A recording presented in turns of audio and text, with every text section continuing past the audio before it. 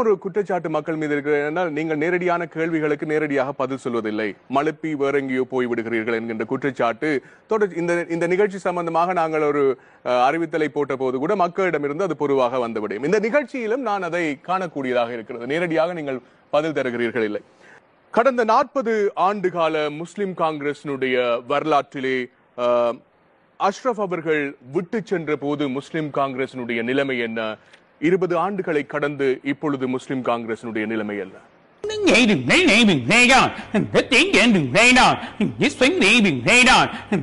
ஆட்சியை நிர்ணயிப்புகின்ற ஒரு சக்தியாக கூட இருந்திருக்கிறோம் என்று சொன்னிருந்தீர்கள். 20 வருடங்களில் முஸ்லிம் மக்களுக்கு உங்களுடைய கட்சி செய்திருக்கின்ற விடயம் என்ன?